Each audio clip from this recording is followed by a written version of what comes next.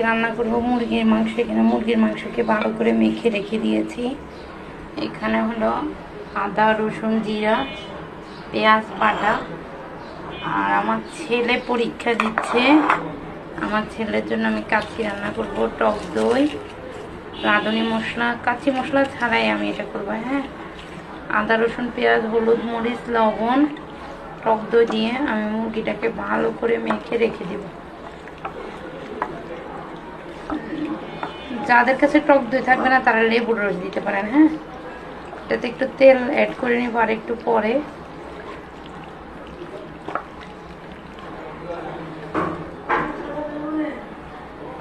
এখন দিয়ে দিব রাঁধুনি সরিষার তেল,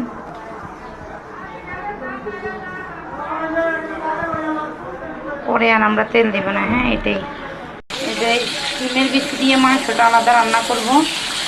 আর আমার ছেলে পরীক্ষা দিয়ে আসছে, ওর জন্য তো কাচ্চি রান্না করব। কাচ্চির জন্য আর মাংসের জন্য আলুগুলো একটু ভেজে নিচ্ছি ভালো করে। সব কিছু আলাদা আলাদা রেডি করে রেখে কাচ্চিটা বসে দেবে।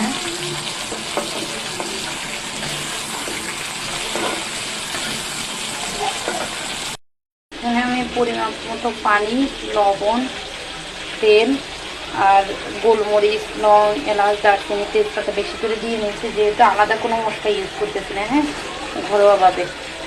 আর এইখানে মাংসটা একটু কড়া করে ভাজি করবো, ওই দিন একটু কম ভাজি করে করতে। এক এক দিন এক একভাবে করলে হয় কি বাচ্চাদের খাওয়ার টেস্টটা বাড়ে। হ্যাঁ, এটা একটু বেশি করে ভাজি করবো আজকে, একবারে লাল লাল করে, তারপর রান্না করব।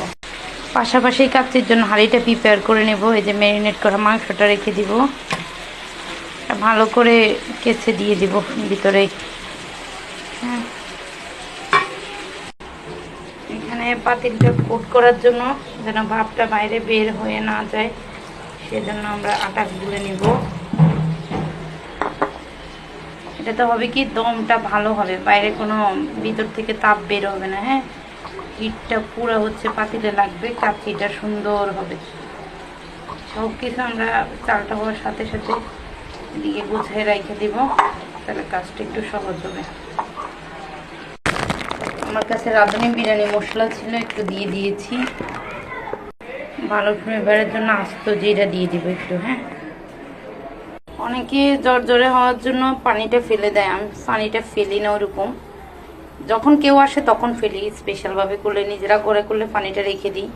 এটা তো জ্বরে হয়। হ্যাঁ, 50% বা 70% হয়ে গেছে, আর 30% এটা দমে হবে।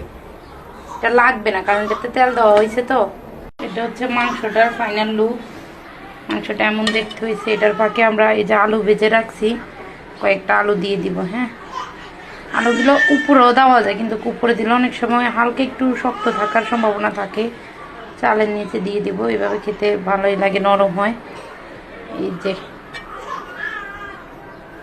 যে কাজ কিন্তু শেষ, ওইরকম আর কাজ নাই। এখন এটা এই যে চুলার উপর বসাই দিলাম, দিয়ে এই যে চালগুলো দিয়ে দিব। হ্যাঁ, চালগুলা উপর থেকে দিয়ে পরে ঢাকনাটা দিয়ে কোট করে দিতে হবে।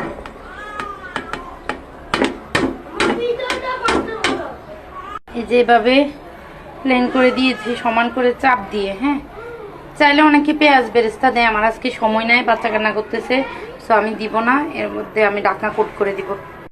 যে ঢাকনাটা এরকম এরকম করে দিয়ে লম্বা লম্বা করে নিয়ে নিতে হবে, এভাবে করে। হ্যাঁ, এভাবে করে পুরোটা লক করে দিতে হবে, যেন হাওয়াটা বের না হয়ে যেতে পারে। যে পুরোটা কোট করা শেষ। আজকে গ্যাস মাশাআল্লাহ দেখেন অনেক ভালো আছে, হাই হিটে দিয়ে দিলাম।